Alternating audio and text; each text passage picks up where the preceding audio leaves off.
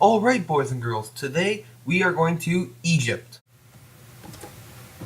So, Egypt is a country of 80 million people. They are 10% Christian, 90% Muslim, and they gained their independence in 1922 from the British as the end of their protectorate. But in reality, they gained their independence in 1953, de facto from the British, when the Republic was declared and the king was disposed, and they took control of the Suez Canal from the British and the French. Hey, Hosni Mubarak is this guy here. He is their dictator, as shown by this large all caps.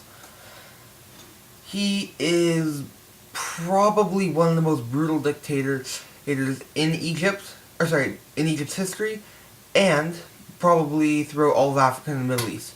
But the thing is, he's our dictator. So, over the last 30 odd years, he's been ruling this country. He succeeded from Sadat, who succeeded from Nasser, who succeeded from the king.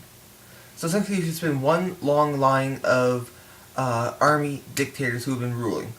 And this has been good for us since they, for the most part, for the last 30 years, have been friendly with us and have been the most strategically important country for the United States in the Middle East, therefore guaranteeing the security of Israel.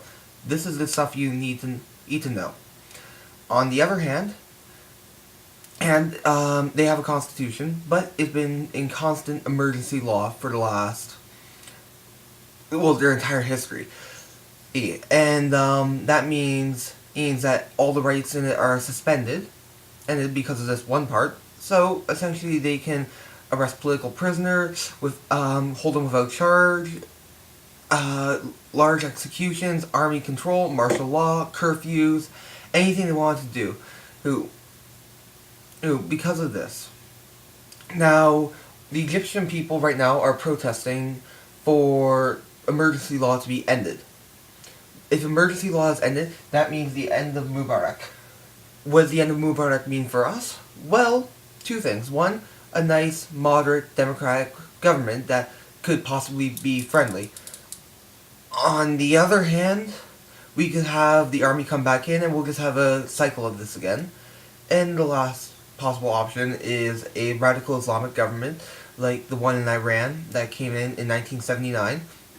And that means the death of Israel, or at least Israel is going to get really dicey, and it could completely blow. There hasn't been a war between Egypt and Israel in the last 30 odd years, but Israel has nuclear weapons. Egypt does not, but Egypt has a larger military, and therefore could overwhelm Israel like they haven't in the last five wars they fought before the last 30 years, when Egypt was allied with the Soviet Union. How did we get them on our side? Well, we just gave them a whole bunch of money and told them what to do whatever they want. That's the consequence of Hosni Mubarak, and that's unfortunately what the effect has been. And the British have tried invading there, and they were tactically successful, but international opinion turned against them. So we can't invade.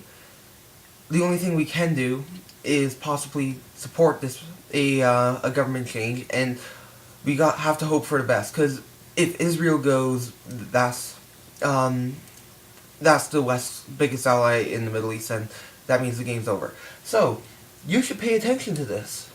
This is important, and it could be the most regional defining event for the Middle East for the next 30 years.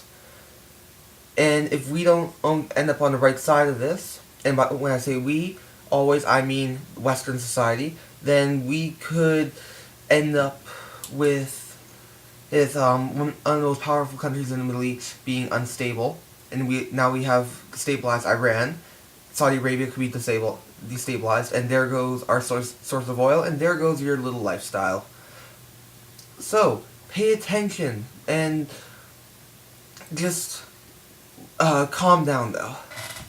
Thank you, and that is this week's epic news.